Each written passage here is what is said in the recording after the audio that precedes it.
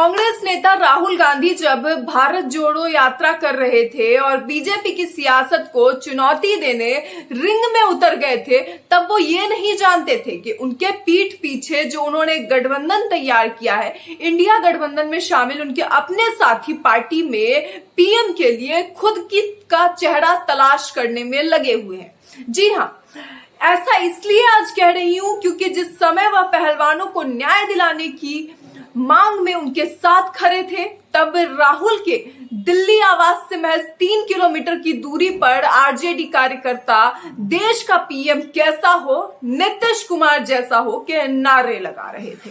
और बिहार में ललन सिंह को पार्टी अध्यक्ष पद से हटाकर नीतीश कुमार खुद पार्टी प्रमुख बन भी गए हैं।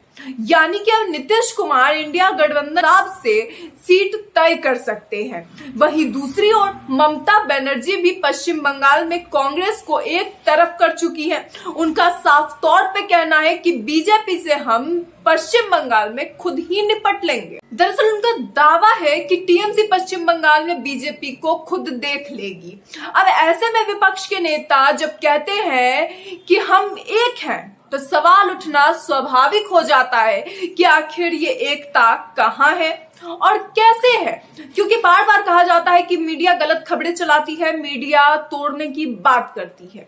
क्या ये बात सिर्फ मीडिया ही उठा रही है? क्या गठबंधन की पार्टियों में कोई मतभेद नहीं है? आखिर क्यों जनता विश्वास नहीं कर पा रही है इस गठबंधन पे? नमस्कार, मैं सौम्या मिश्रा और आप देख रहे हैं मौलिक शक्ति। बात 2024 लोकसभा चुनाव की हो और बिहार पश्चिम बंगाल से सियासी चुनौतियां सामने ना आए, ये संभव ही नहीं है। राहुल गांधी की न्याय यात्रा को लेकर भी यही सवाल लगातार उठ रहे थे कि इन 3 राज्यों में जो सबसे अहम भूमिका में होंगे वो यही होंगे, बिहार और पश्चिम बंगाल। अब ऐसे में क्या राहुल गांधी उस एकता को फिर से वापस ला पाएंगे जो इंडिया गठबंधन के बनने वक्त सामने दिखा था? दोस्तों, नीतीश कुमार के पार्टी अध्यक्ष बनने के बाद बिहार विधानसभा नेता प्रतिपक्ष विजय सिन्हा का कहना है कि लालू यादव जेडीयू तोड़कर तेजस्वी को सीएम बनाना चाहते हैं।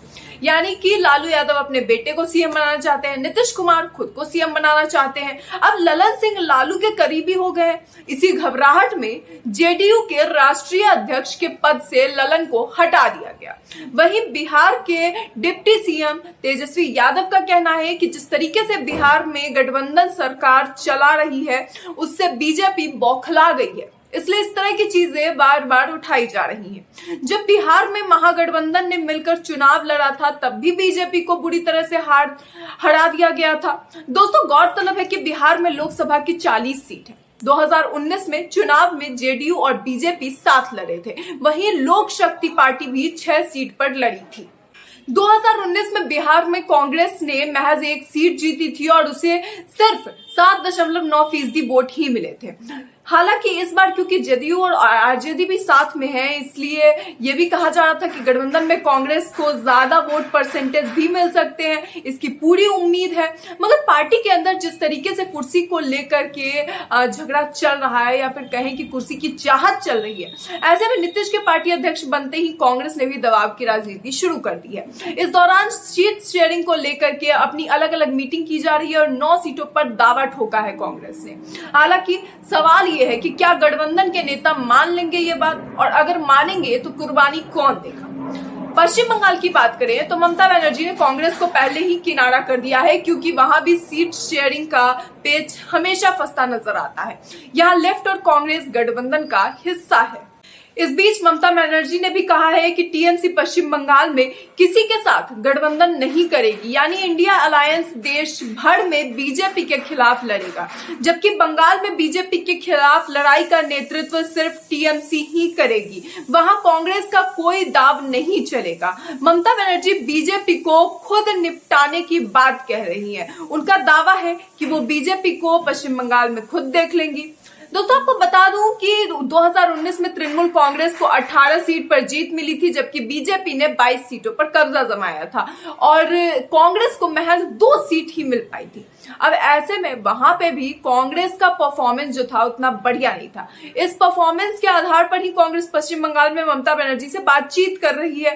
कांग्रेस नेता अधीर रंजन चौधरी का कहना है कि वह बार बार ममता बनर्जी और बीजेपी को हराकर जीतते आए हैं, जरूरत पड़ी तो वो आगे भी ऐसा करेंगे। उन्होंने कहा, मुझे कोई फर्क नहीं पड़ता गठबंधन किसके साथ होगा, पार्टी नेतृत्व की समझ पर निर्भर करता है। ये सारी चीजें अब मैंने पार्टी को अपना फीडबैक दे दिया है। कुल मिलाकर यहाँ भी गठबंधन का वो उद्देश्य कहीं नजर नहीं आ रहा जिसके लिए राहुल गांधी और कांग्रेस जी तोड़ मेहनत में लगे थे, जिसके लिए इतना सब कुछ किया गया। महाराष्ट्र की भी बात कर ले तो वहां भी कांग्रेस के लिए कुछ खास खुशखबरी नजर नहीं आ रही है। जिन 3 राज्यों में सबसे ज्यादा टेंशन का माहौल था वहीं पे हालात गंभीर हैं। उद्धव ठाकरे की शिवसेना, एनसीपी और कांग्रेस यहां अलायंस में है, लेकिन संजय राउत का मानना है कि महाराष्ट्र में कांग्रेस को ग्राउंड जीरो से शुरुआत करनी पड़ेगी और वह अपना हिस्सा भी नहीं छोड़ेगी।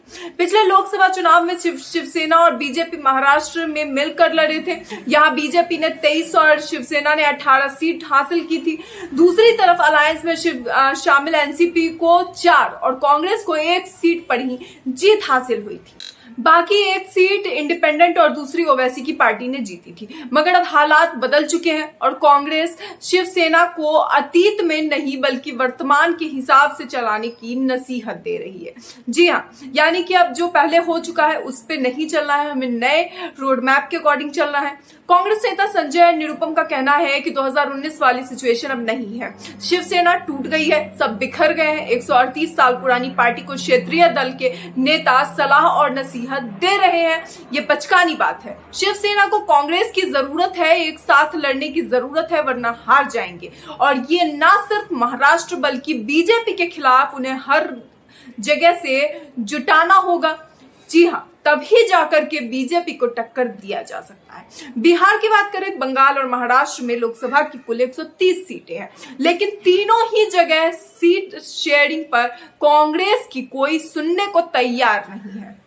यही हाल पंजाब का भी है। यही केजरीवाल की पार्टी 13 सीटों का मोह नहीं छोड़ने को तैयार है। पिछली बार कांग्रेस ने 8 सीटें जीती थी, यानी 4 राज्यों की 143 सीटों में कांग्रेस की हालत ना ही 3 में है ना ही 13 में अब रह गई है। अगर सब कुछ समय के अनुसार नहीं स्थिति को सुधारा गया तो शायद एक बार फिर से विपक्ष दब सकता है।